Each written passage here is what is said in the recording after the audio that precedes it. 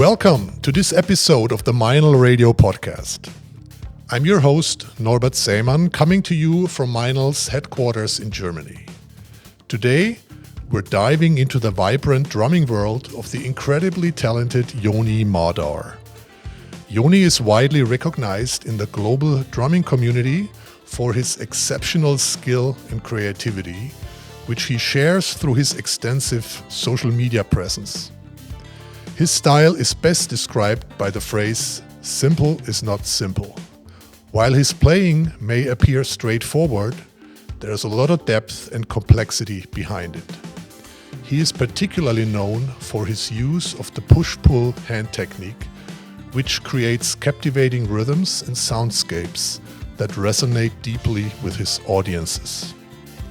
Yoni is also passionate about music education, frequently sharing his insights with aspiring drummers. Join us as we explore Yoni's musical journey, his influences, and his contributions to the world of music. We hope you enjoy this episode. Good. Yoni. Hello, Norbert. Can you tell the listeners how you got started playing drums and what your journey was, your musical journey to where you are now? I started to play the drums around the age of 11, and it was immediately with the drum set. I played a lot of like that, like the couch with the sticks, and I heard a lot of music, and I wanted to play whatever instrument. So it's not that I wanted to be a drummer. I wanted to be a musician. But the drums catch me. And I start to play guitar, drums, keyboards, and bass almost at the same time. And the reason that I wanted to play it because when I heard the Genesis, Pink Floyd, I just wanted to play those stuff. That's the reason that I started to play. And I just took, spoons, fork, and start to play over the couch and, on books. Try to organize the bed like a drum set and start to play whatever I think is called play, because I didn't know to play. And something around 12, I started to learn from a teacher. His name is Shimon Wolf from Israel. And it was something like 5 or 6 months that I took lessons from him. And for me, it was very weird, but he told me after it that I should teach myself. I don't need the teacher, which is very weird to say to a small child.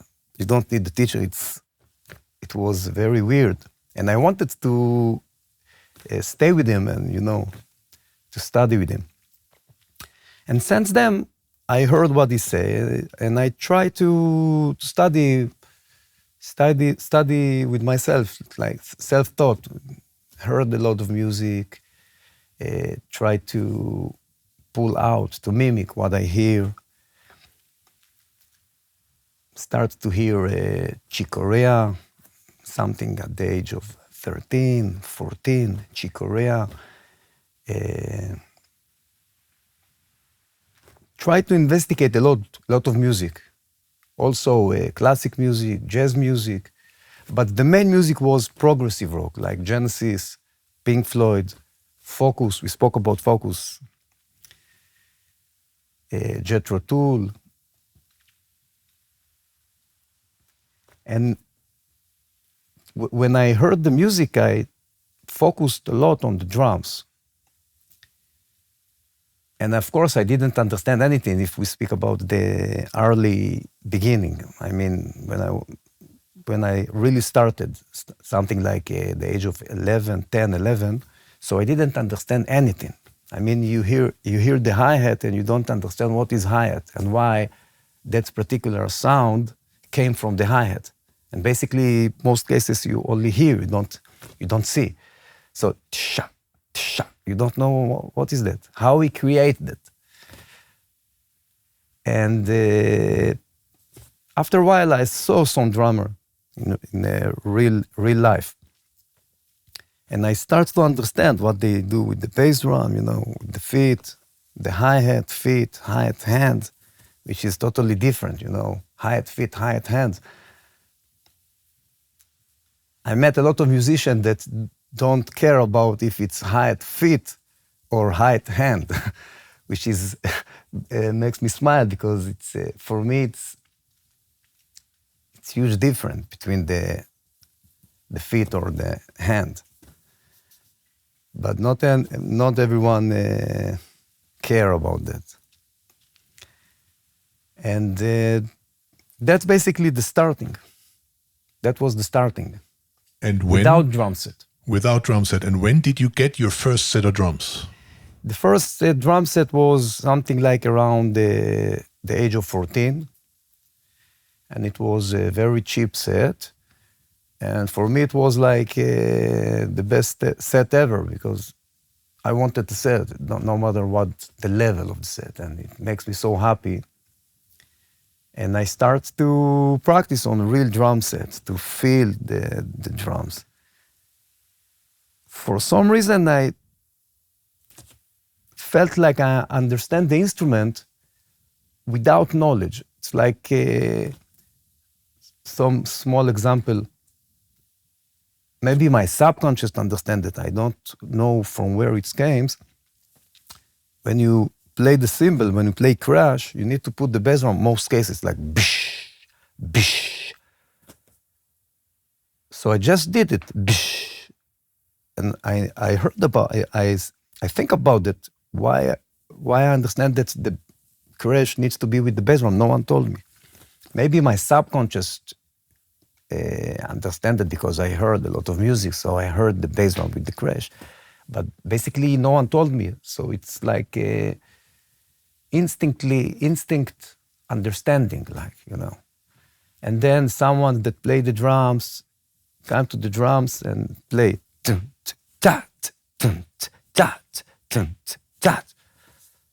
So I tried to do that, and it was immediately like. When I think about it, I don't understand why I felt that way with the drums. It's like instinctively my instrument. I think I'm more than a drummer because I play guitar, play keyboards, play bass. But maybe the drums, that's my purpose, maybe. That's what I feel that's what I feel now. But when I start, I didn't felt like that. I thought maybe because I put a lot of effort, so I get a result. But now, when I think about it, I think that's my instrument. So I have more than drums in my head, but that's my main instrument. No doubt. And after your first drum teacher stopped teaching you because he said, I don't want to teach you anymore, did you have any other teacher after that? Or have you been self-taught ever since? Self-taught ever since. But sometimes I took one here, one there, and it was... Teachers, you mean a drum teacher, yes. Drum teachers, yeah, lessons. Lessons, yes. One lesson here, one lesson there, something like maybe 3 lessons. Everything together. And I don't know if it's okay to say it, but the real reason that I did it, I don't want to sound arrogant, The real reason that I did it, it's to try to make connection, not to learn. It's like to meet the person that I want to learn from him, but it was not for learning, it was for make connection. It's like I want him to know about me, I want to know about him, and maybe it's going to open doors, which is, it was not like that, But that was the reason. Because for me to learn, It's about listening a lot. You know, let's say the government or the humankind process is like you need to go to the school and you need a teacher and the teacher needs to tell you sort of things and you need to do that and that and that and you go to university and then you go to that or that and that's the process. And I think when you put your eye on something or when you hear something over and over, you learn more than university. And I give you an example. A baby learns to speak instantly. Just hear his parents speak and he starts to speak. So the question is how he did it, how he do that. No one sit with the baby and try hard to teach him to speak. And if he is from Germany, he speak German. And if he's from French, he speak French. If he's from England, he speak English. So your ability to learn is not always from someone that sit on you and tell you what to do. And my main process was to hear again and again and again and again if I want to learn some phrase, some groove. So I take the song or the phrase or the groove and I hear it again and again and again, thousands of times. You know. Yes, I remember when we were talking earlier, you mentioned hearing without understanding. This idea of hearing music, but not knowing what exactly is going on. And this, for you, seemed to be like a real way to understand what's happening by not understanding it. My thought about that is, if you really want to hear music, to experience music, the real experience is when you don't understand anything. Because if you start to understand something, you stop from absorbing. I want to absorb. So I want to hear it without any understanding. It's like I see a picture and I don't know the picture and I don't know what I'm seeing. It's like you see a bird. What is bird? Because you saw thousands of birds, so you know what is bird. But imagine if you don't know what is bird and suddenly you see a bird. So for me, that's the real experience, pure experience.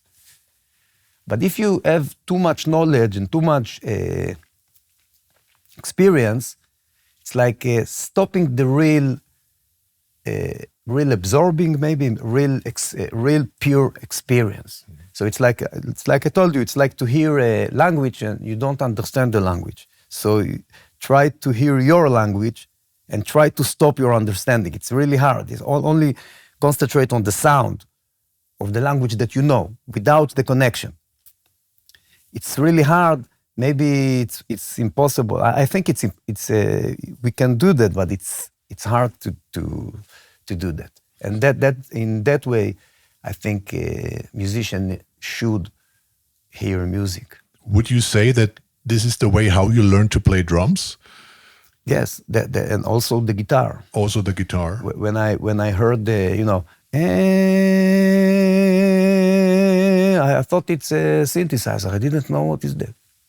And then you understand, you have distortion, you have reverb, you have delay, you have that sound, you have that sound, you have Gibson, you have Fender, you have that. But the first experience is without knowledge, without anything. You just hear sound. You don't know from where that sound came, like with the hi-hat. You don't know what is that, how we created. So you take the stick in the age of 11 or 10, and you just start to grab, that's correct to say, the stick, scrap the stick. I didn't know. I need to open the hi-hat and close the hi-hat. I need to learn that. I give you an example with Pink Floyd.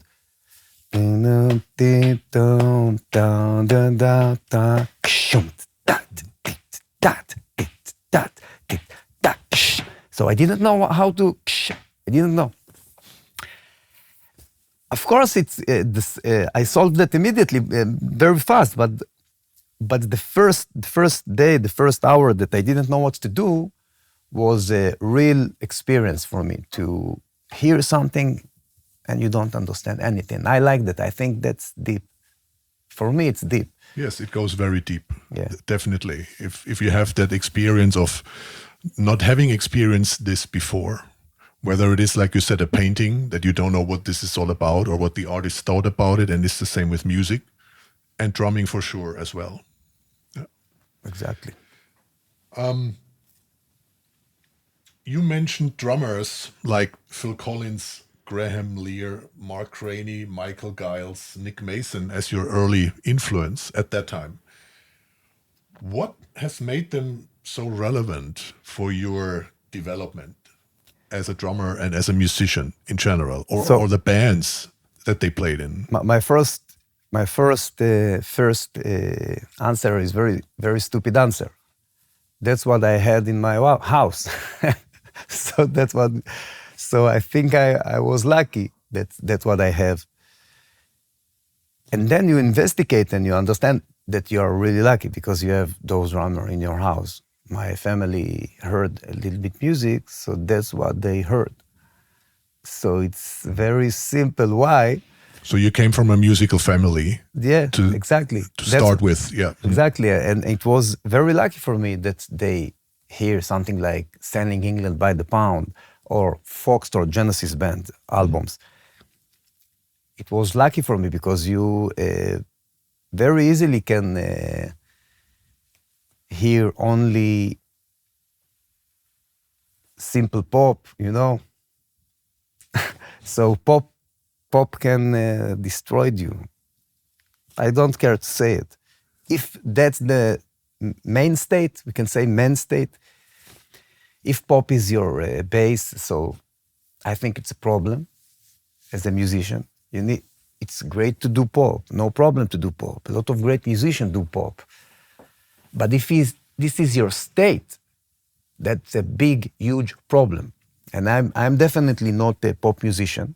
I can play pop, but I'm not a pop musician. And sometimes I like pop. I like pop. I think Genesis, Pink Floyd, that was the pop at that time. At that time, yeah. Maybe it was a little bit more. We called it progressive. It was a little bit more sophisticated. But that's the music that people heard in the 70s, you know. So I heard that music in my house, and lucky me, it was good music, you know. So that's the main reason. It's not that I pick, oh, I want that or I want that, or someone told me you better hear that or that. It just was in the house. Yes. You also said to me that you felt like Phil Collins was your drum teacher. Yes. Just by listening to a lot of Genesis and Phil Collins. The first album that I heard when I started to play the drums, it was Selling England by the Pound. So it's definitely not for, if someone starts to play the drums, it's definitely not the album that I suggest him to try to mimic, because it's very, very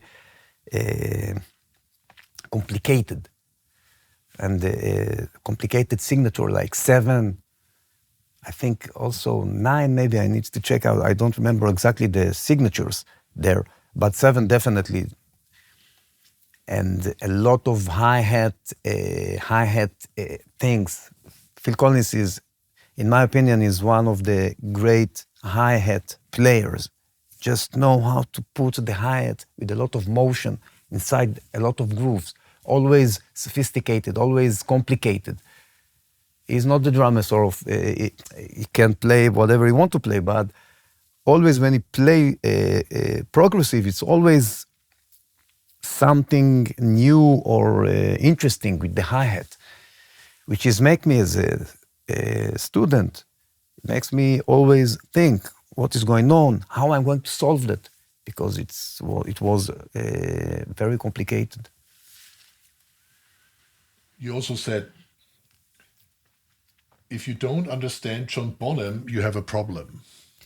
Huge problem. Huge problem. And why do you think it's so important for young drummers today to study and understand those legendary drummers from the past. What can they take from the history and transfer it to the now, to the present for young drummers? Like the names you mentioned, Genesis, King Crimson, John Bonham, and all these great drummers. I think when you learn something, you always need to know the history of the thing that you learn. And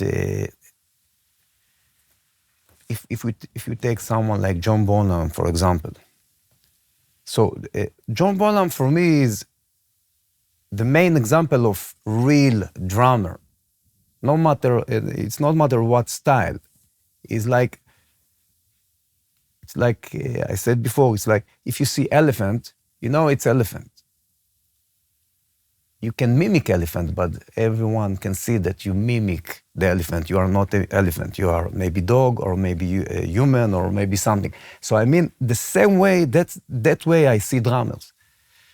A lot of drummers, in my opinion, without names, I know immediately that they are practice the drums. They learn the drums, but inside their soul, they are not drummers. To be a drummer, it's something inside you, in my opinion. It may sound arrogant, but it's not came from arrogance. It came from my understanding, my experience, my how I experienced it. So when I see someone like Ringo Starr, I feel the same way. I understand immediately. He's a drummer. You can see that. It's very simple to understand and to feel. John Bonham is something else. It's very heavy. It's like take the band and makes them together, and the sound is very aggressive, with a lot of passion and a lot of. He's very aggressive drummer, you know. And you can feel that you just feel it. And I think if someone can't feel that, so maybe it's not maybe. In my opinion, it's a problem. Something. It's like you see a great painter. You need to understand that's a great painter. If you don't understand Picasso, how do you say Picasso? That's the name. So it's not about taste. People speak about taste. We don't argue about taste or smell. And I think, yes, we can argue about taste and smell. We can argue about that because we have the bass. After the bass, you can say that's my taste. That's my taste, okay? I can tell you my taste is Gary Novak. Okay, I like Gary Novak. That's my taste. But I totally understand when I hear John Bonham. I totally understand the state when I hear it. So it's not about taste. It's about understanding the what you hear, what you see, what you need to feel the correct things if this is your profession. It's about being spiritual. Spiritual, exactly. That the thing to be something, in my opinion, is spiritual. If you are a painter, it's spiritual. If you are a guitar player, it's spiritual. If you are bass player, drummer, or whatever, it's a spiritual thing. Okay, so if you can study everything and you can practice everything and you can do everything. But if you are exactly what you do, that's other thing, you know. There is a huge difference between learning something and do that or be the something. It's like one piece with the thing. It's like I try always to be one piece with the drums. I don't think I try. I think that's my nature. Yes. To be one piece with the drums. Yeah. So because of that, I think some people are drummers and some people study the drums. And when you study the drums, you can be a great technique player and you can do everything. You can do everything and you can do, and that's make me laugh. You can do things that real drummers can't do. But he is a real drummer and this is only study the drums. So the technique not defined you, if it's correct to say. The technique is only a tool. It's a tool, yes. something else defined the profession, not the how much you study the thing, and that can make a lot of people angry at me, but I don't care. So spirituality, as a drummer, being spiritual and the spirituality is really important, in your opinion. In my opinion, the existence is spiritual. So you exist. That's a spiritual state. That's how I see the life. The life is spiritual. It's like most people burn and they just surviving. So for me, it's like a joke. Well, I burn and I'm surviving. No, it's more than that. It's must be spiritual because you have mind. You aware about what is happening, and it can't be just nature. Oh, he's born, he's surviving, now he's die, and that's all. It's like a joke. It can't be. In my opinion, it's too complicated to be dead. It's too complicated. It's complicated to be. It's complicated to do what we do, and it can't be like, okay, he's born, he's surviving, and then he's die. So for me, the life is spiritual, and of course, the art is super spiritual. And it's always a struggle because we can always learn something new. It will never end. Life, art, whatever we do. If you just survive, it's probably not like that. You're happy with the state where you're at, but if you're like you just described, it's always a struggle because there's always something else that you don't know yet. Exactly. It's something that you don't know yet. So most people, when they don't know something, they ignore. That's how we say it. They ignore. It's like, no, it's not exist. If we speak about spiritual, what is spiritual? It exists, not exist. What is spiritual? I think your existence is super spiritual. So maybe you don't aware. Maybe you don't treat that as a spiritual thing, but it's a super spiritual thing. If you exist, so that's spiritual thing. Of course, with the art, super. Who are some of the drummers that inspire you today, spiritually or just because you like what they do, the music? What is some of the music and drummers that you enjoy listening to today?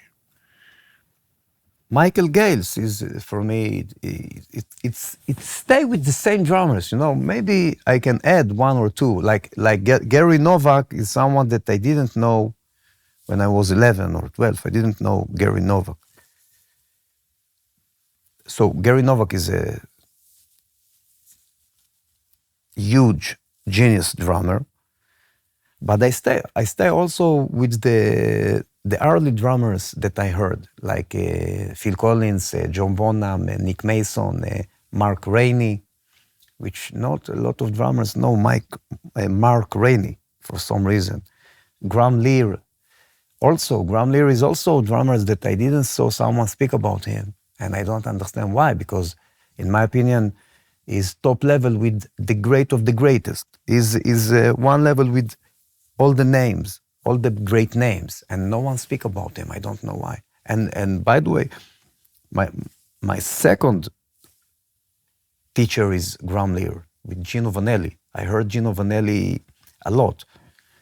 For me, Gino Vanelli is one of my teacher in terms of music in general. It's like how he sing, how the keyboards. His brother is the keyboards, play the keyboards. So. For some reason, a lot of great stuff, people don't speak about them. But that's art, that's how it works. But I stay with the early drummers that I heard, like Nick Mason, John Bonham, Phil Collins, Mike Gales, and of course, Byron Barlow, if you know that name, he played with Jethro Tull. Jethro Tull and King Crimson, Pink Floyd, Genesis, Gino Vanelli. Those are the bands those drummers played with. Yes. Yeah. By the way, about spiritual, I think the winner is Michael Gales. is so, you touch the bell, touch the cymbal, so that's immediately like magic.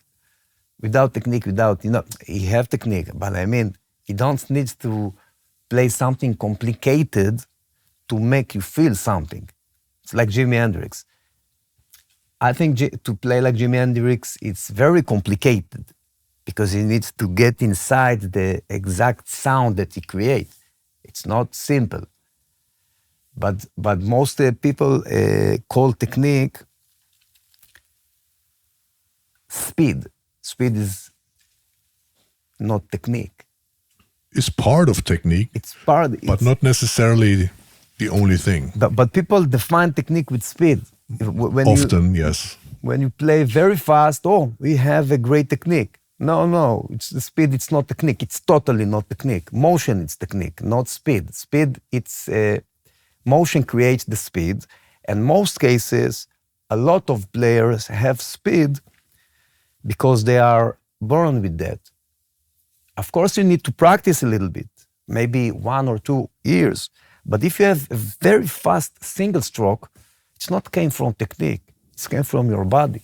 People don't understand it because there is a huge difference between create single stroke, fast single stroke from, for example, from open-close technique or from molar technique or from shoulder movement or whatever, then, so it's like the body creates that. So a lot of drummers, unfortunately, stay with that motion, which is not technique. It's like, I call that, the name that I call that, it's like innate speed, the speed that you're born with. It's not something that you need to work hard to create. Like if you see, for example, Ramon Montengel, that's technique.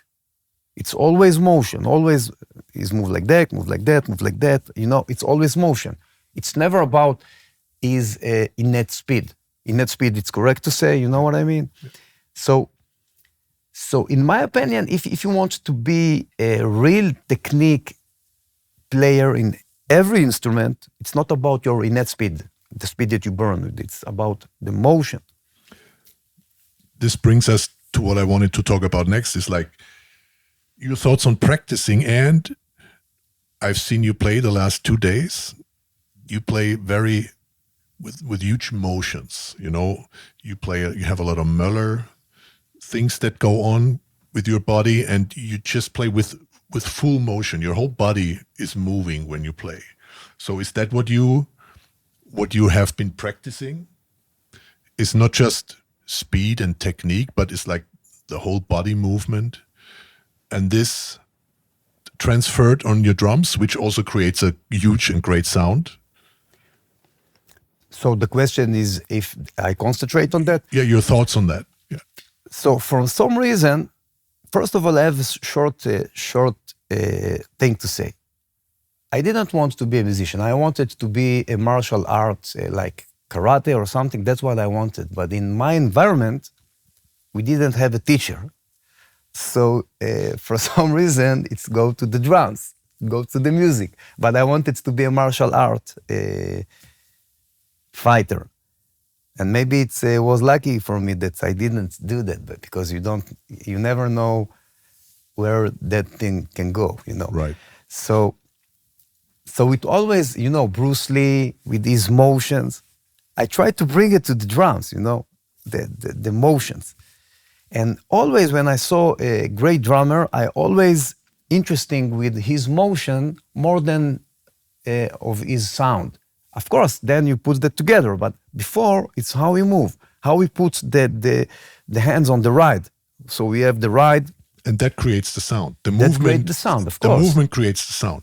The sound and the timing. Yes. It's create the timing and the sound together. Everything it's sound and timing, movement. So you see the ride, you have the wash and you have the bell.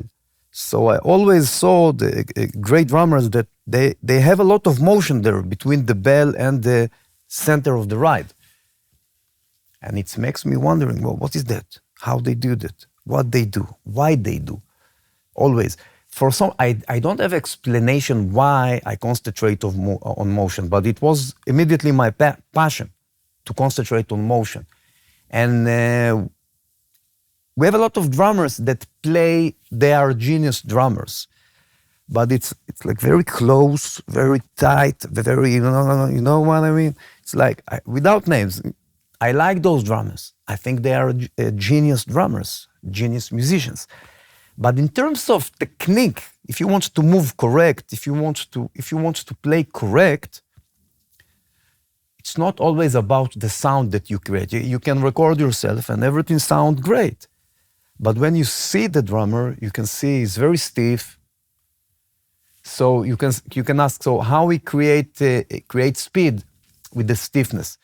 So you can create a lot of speed with stiffness. It's a matter of the body. The body can create that, but it's not technique. It's not technique. It's innate speed, which I think it's not technique. If you put together also the body, what we call innate speed with technique, so the best example of that is Buddy Rich. Buddy Rich move perfect and he has speed. That yes. makes me laugh. So I think until now, no one can handle Buddy Rich. But for some reason, not everyone understands it. For some reason, I don't understand the reason. Maybe people need to understand or not, but I understand. No one can handle Buddy Rich. For some reason, he's like freak of nature. I don't know what is that, He said he never practiced, That's what he said. Really? He don't know to read the lead sheet. He's like just a drummer. And the best example of that is like you have bird that fly or you have a pilot. So the pilot is not bird. No. That's correct to say bird, yes, because we bird. have beard and bird, and my bird. English. Yeah. Bird. The animal that flies, bird. The animal that fly. So you can see the bird and you can see the pilot. So as I said before, you can do things that real drummers can't do. The pilots do things that the bird can't do, but it not defined him as a bird. Right. So he's always learned how to use the machine. You know how to use the machine. A great fighter pilots. I don't know exactly how to say that name. Yeah, they know how to use the airplane. Yes. And they are virtuoso. They know exactly how to do that, and they deal with the mathematics and all the watch inside the plane and everything, and they can kill the bird immediately without, but they are not bird. They are not. And that's the great example of someone that think he is a drummer, but he is like the pilot.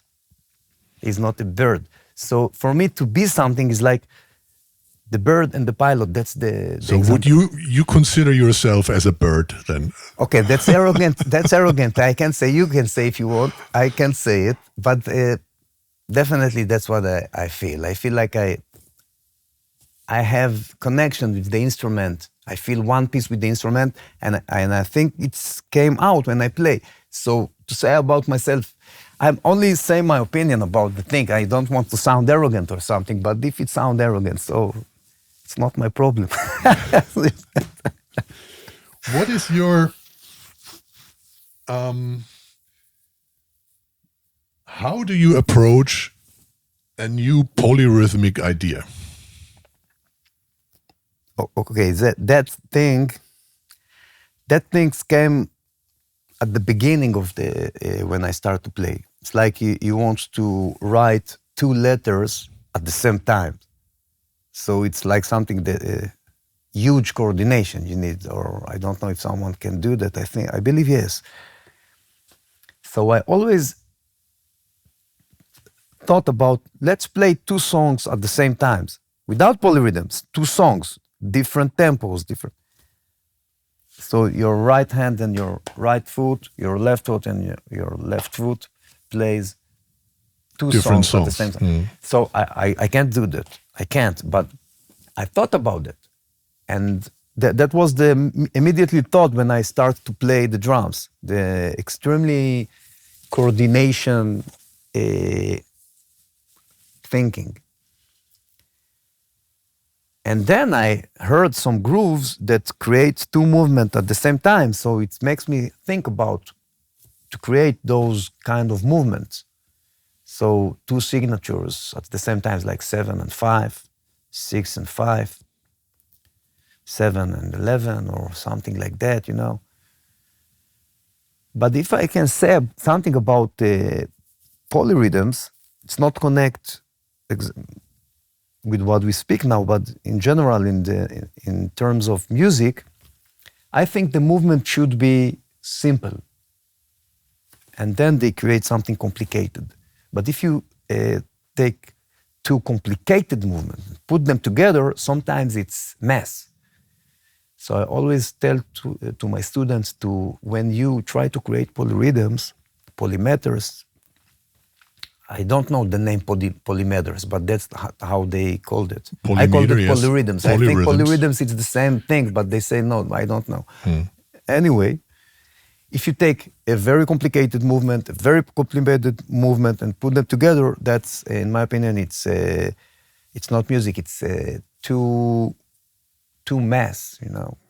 So if you create a simple movement and other simple movement, and you put them together, it's moves nice, and you can understand every signature, and it's grooves well. So that's my approach about polyrhythm, to take very simple movements. And when you try to make them together, it's complicated to do. Already, yes. Even though they're simple, but together they're very complicated. It's like to paint a circle and a triangle, you know. And later on, you can still take a little more complicated movement and put it together once you have experience. Exactly. Yeah, but to start with, like you said, probably the best way to use a simple movements and put them together. Exactly. Yeah. So that's how you approach a new polyrhythmic idea. Yeah, just for example, I have some ride movement. It's like 5. So that movement is with a lot of my grooves. But when I try to put that on simple grooves, I saw it's very complicated to put. So I need to practice. So you can put that.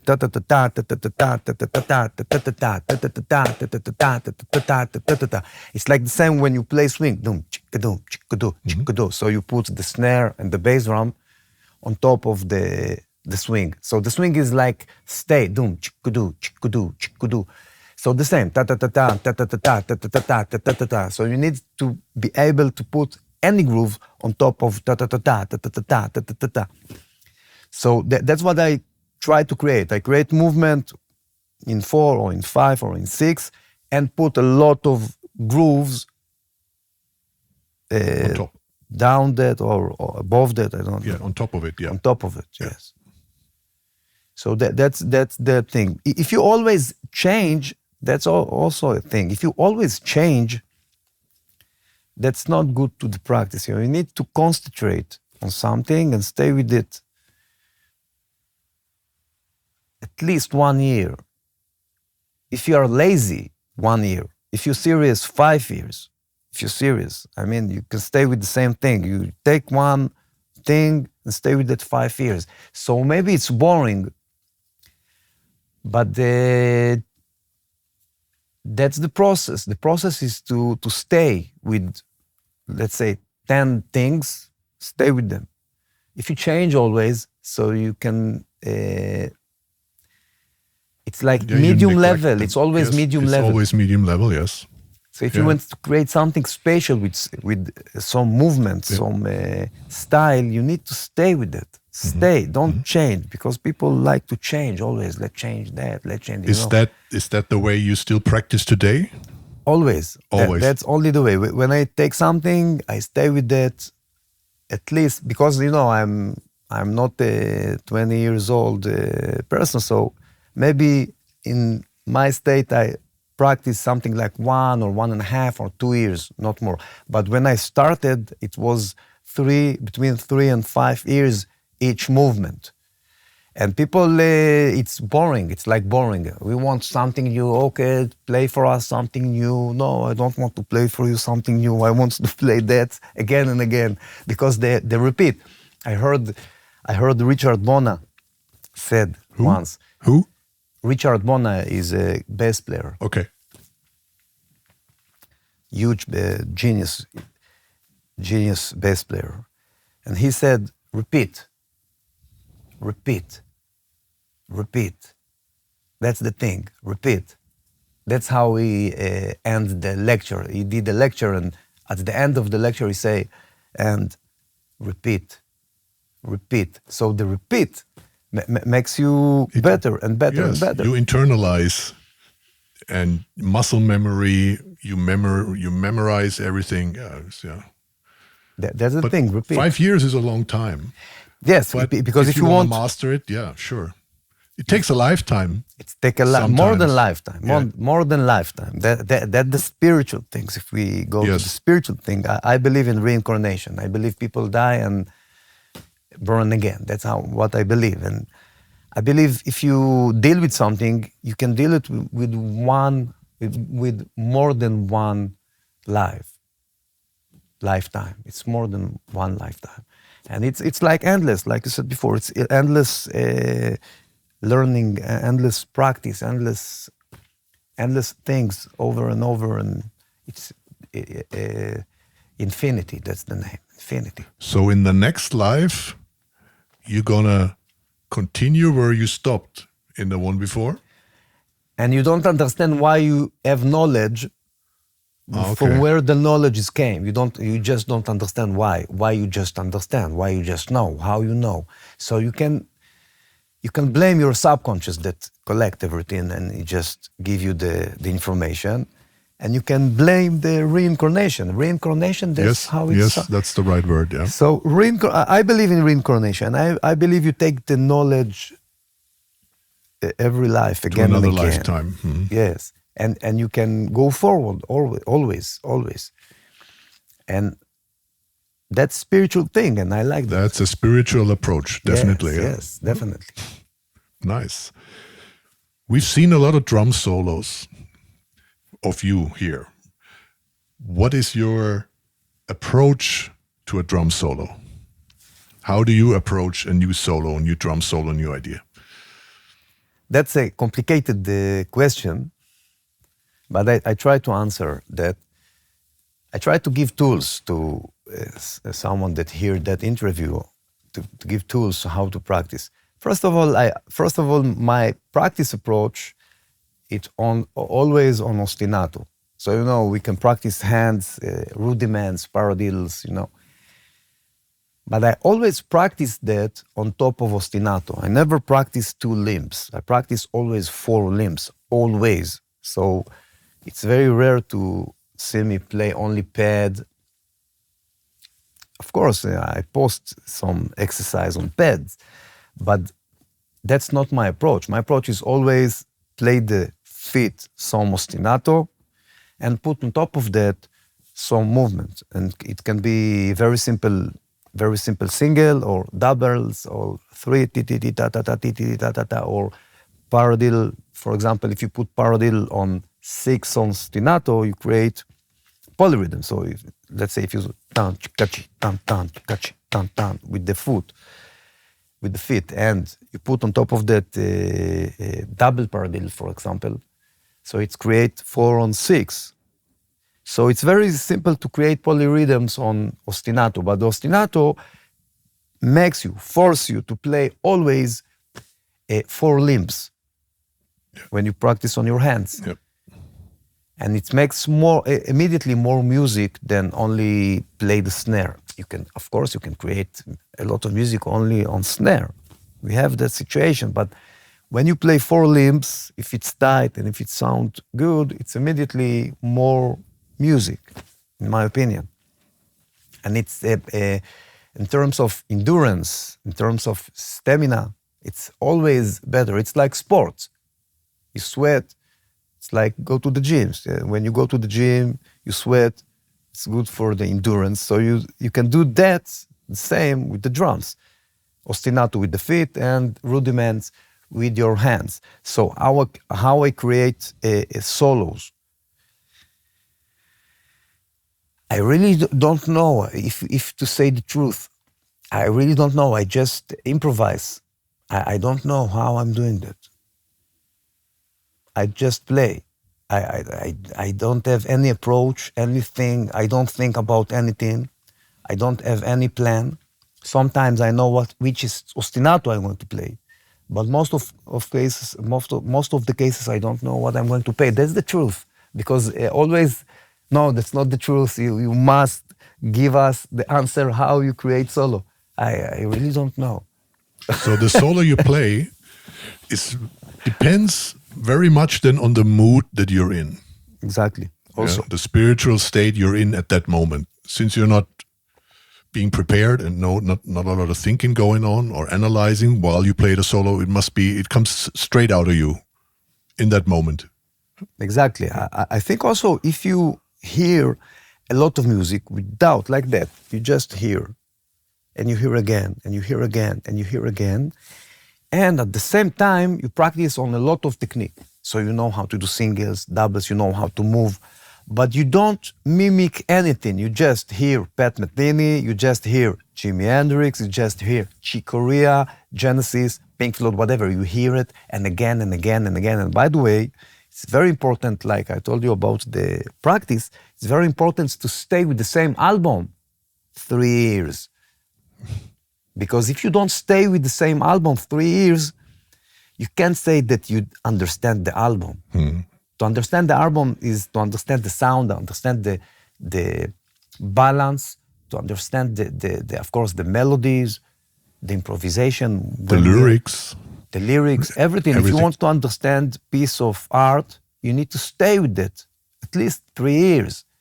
So if you stay 3 years, let's say you take Pat Metheny album, and you stay 3 or 5 years with the same album, you hear it every day, twice or 3 times, and it's like your, how do you say that? The music that you live with that music, it's like with the movie. We have the movie and we have music. What's the name of that? The track of the movie, you know? The movie tracks. Yeah, the film music. Film music. It's like film music. It's like your life is film. The soundtrack. It's called soundtrack. So it's the soundtrack of your life. That's the soundtrack of your life in the coming 5 years. So it's came to your subconscious. And if you practice on a lot of technique, you may play a lot of ideas from your subconscious. It's like your subconscious remember everything. And especially if you work on something a lot, repeat and repeat, so it's double the memory. So you start playing things and you don't know why, but you have technique and you have ideas that you don't remember those ideas, but you have those ideas and you start playing them. It's like, I think when I try to analyze why I improvise, how I improvise, so I think I practice a lot on technique and I heard a lot of music. Maybe it's, you know, from the subconscious came to the playing because you have the ability to play and you have a lot of ideas because you hear a lot of ideas. So maybe that's the reason. I'm not sure, maybe. Yeah. From speaking to other drummers, I noticed that, I mean, drummers who play great drum solos, what they always tell me is to just try to turn off the brain and just be in the moment. Be in the moment, play a drum solo and trust on the experience that you gained over the years and years and years of studying, listening, practicing, whatever. But when it's time to play the solo, then just play the solo. Forget everything and just let everything come out in your own style. Yeah, that's a great thought, of course. It works, yeah. But to build it, you need, I think, time. It's time. It's a lot of time. A lot of time, a lot of technique and a lot of ideas. You don't need always to mimic the ideas. You just need to hear them. It's like when I practice on Chick Corea, so when I practice on Dave Weckl, I heard Chick Corea. So, but I focused on Dave Weckl. And Chick Corea is always there. So then I start to play the piano, the keyboards, and I heard myself play Chick Corea phrases, but I never learned it. But I hear Dave Weckl while play with Chick Corea, Yes. so it came to your subconscious and you start creating that. Yes. Yeah. Well, it certainly works for you because, like I said, the drum solos that we've recorded and that you played over the last 2 days, they were just incredible. Thank you, Incredible appreciate solos. it. I noticed that you use a very unconventional grip, which is like you center the stick between your thumb and your middle finger rather than your index finger. You know that? We spoke about that. No. We don't spoke about this. No. That's what you saw with the videos. Yes. Okay. Yes. I just like from that you watching you. Just from watching you. What So- made you choose this technique over a more conventional technique? So it's the Like, same thing. Is it right that you Yeah. center the stick between your index and your thumb rather than your middle finger and thumb rather than index finger? Why is that? We have something that we call the ice cream holding. The Yeah. ice cream is like we have the pinky ring, middle, Index, index, thumb. thumb. So for some reason, and I don't have explanation about that, I always, when I start to play, it's like I'm not playing like that. I'm playing like that. It's like a ring, pinky, a lot of times is my fulcrum. Not the middle and not the index. Of course, also, but it's not the main. The main is like that. So I always control the tail of the stick with the pinky ring, which a lot of students release the pinky ring, which I give notes about that, and I don't like it because I think it's wrong technique. You need to control the stick with all the fingers.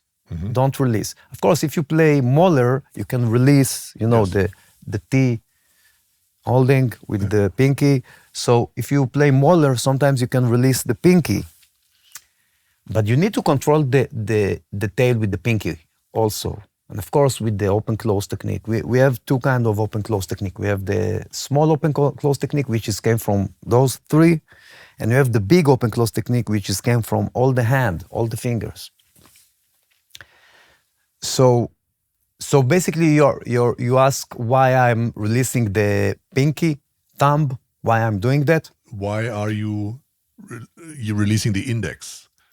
Why I release the index? Yes. Why not? Why use the middle instead of the index?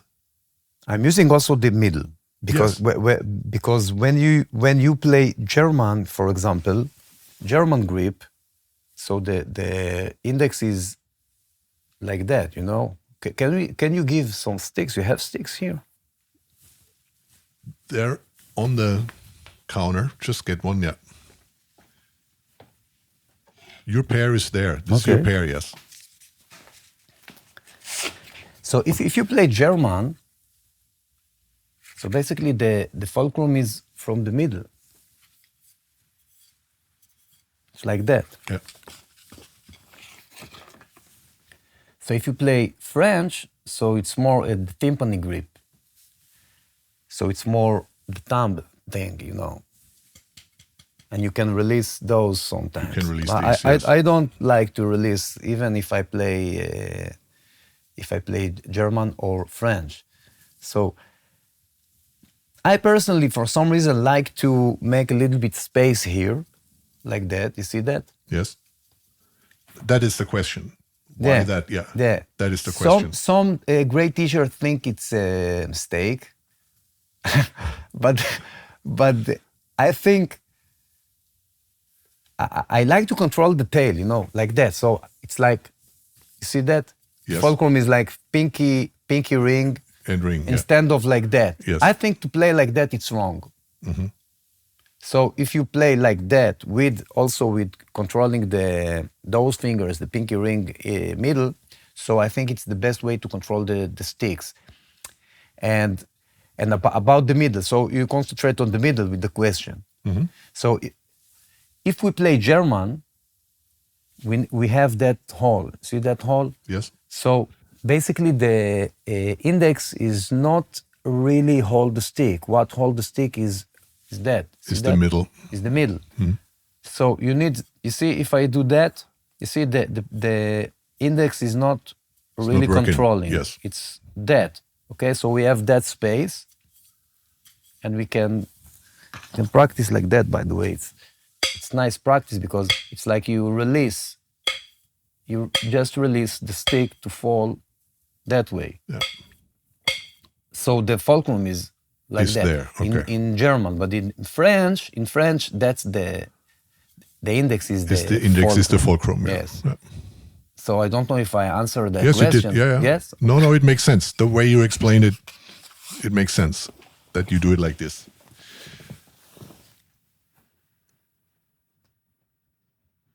On your social media handle is Yoni Madar. That's the name. And this morning, together, all of them combined, you had like around 180,000 fans and followers on your social media.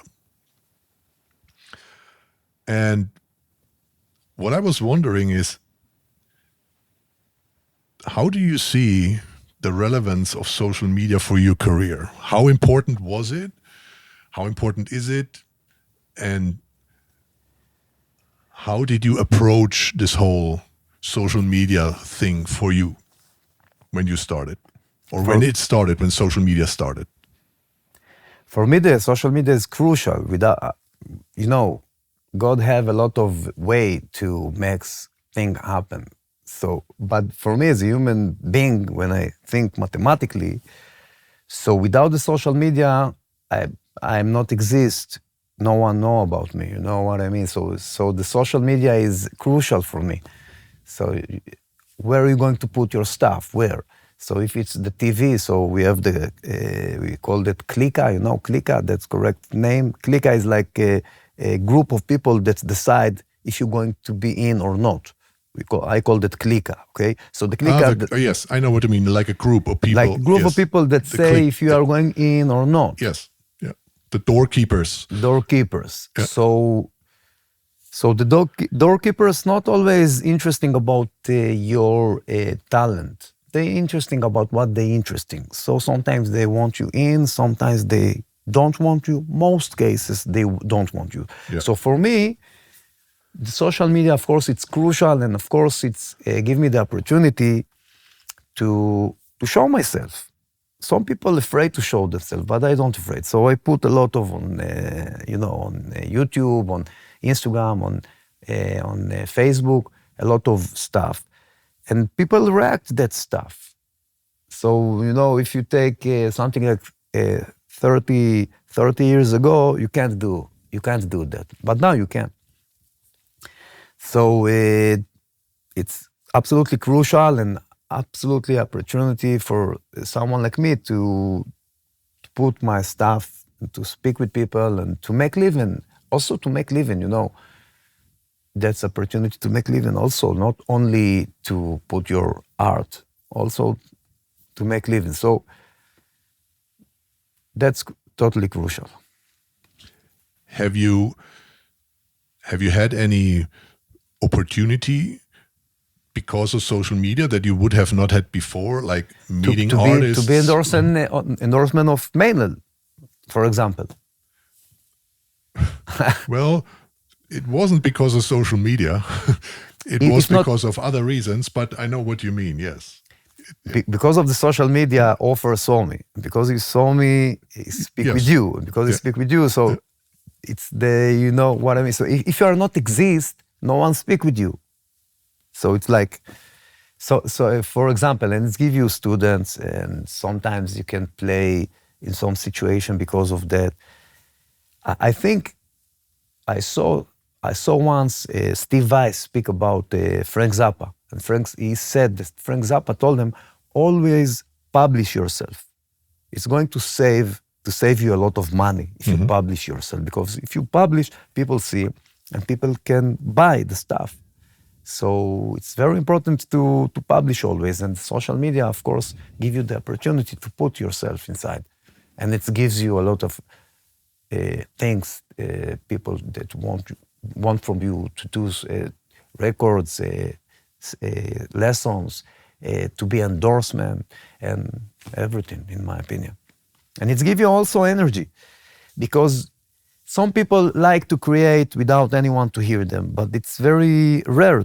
It gives you power when you put your stuff and people react and people like that.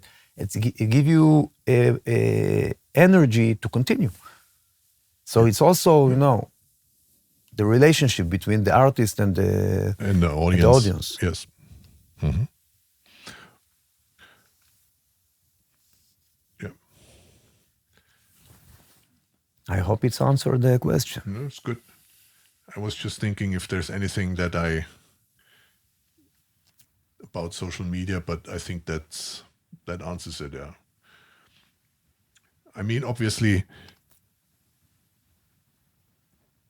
like we were talking about, when you publish on social media,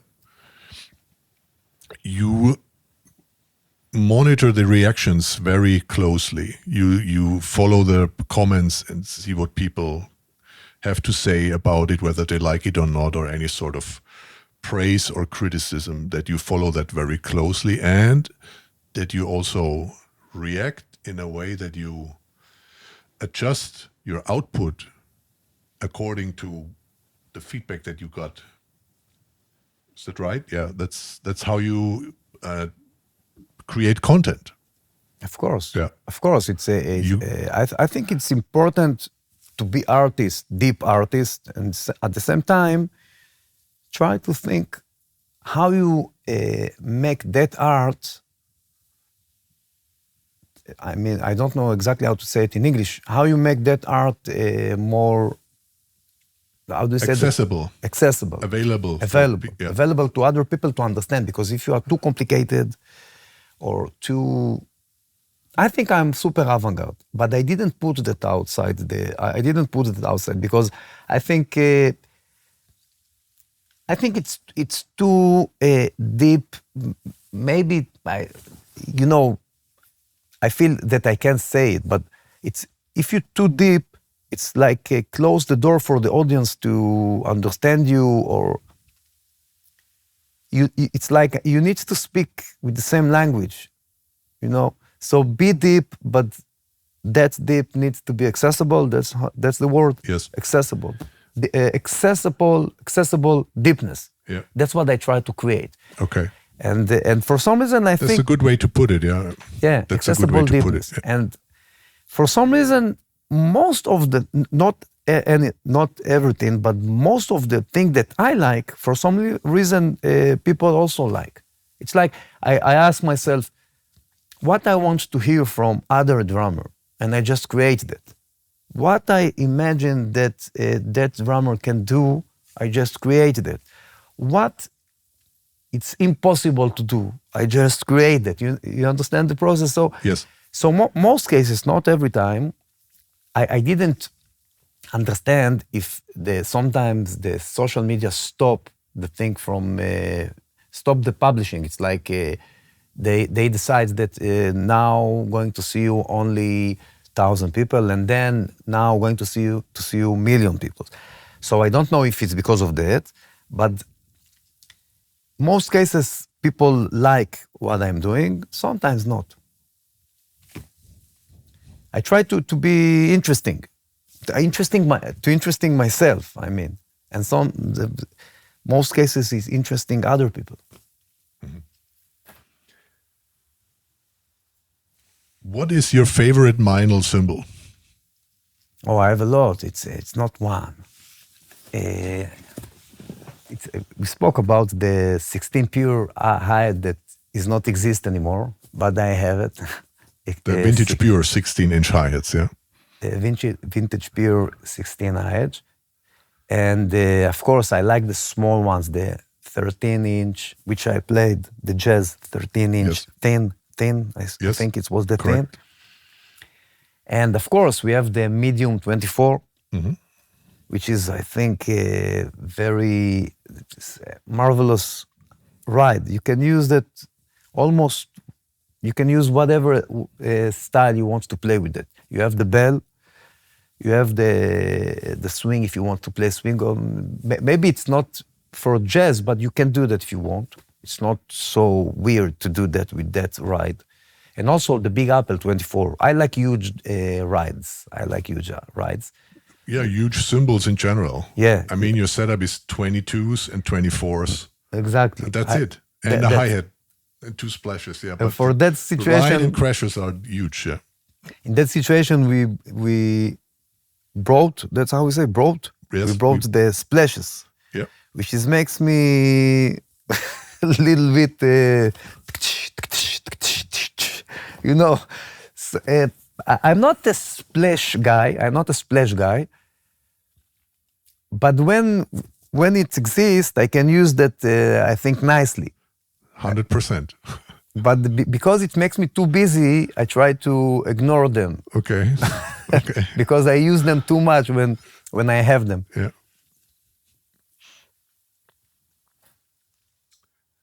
Anything you want to say? Because from my point of view, that's it. I've asked everything that I wanted to ask you, and we covered everything. I think. Anything you like to add?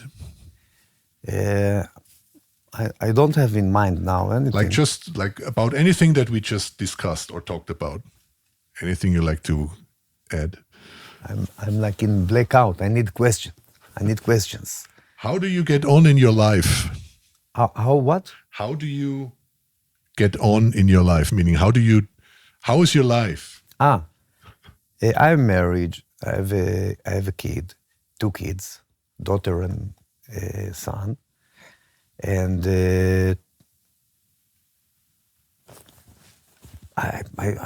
I'm not really know how to answer that. It's like for me, the family is more important than the career. So if you tell me career or family came before, 100%. So what makes my power to create as an artist is my family. If not, so I don't, it's like, no, it's not gonna happen. Mm-hmm. So if I need the power of my family, which is my wife and my kids, to create, so the families came first. For some reason, people like the career more. I like both. And for me, the career is very important. But my family came first. That's the thing. If I can summarize the thing, family always came first. And that's what I say to my students, either family first, then, in my opinion. A lot of people get lost in that question. It's like career, mm-hmm. family. Mm-hmm. I think career is the best.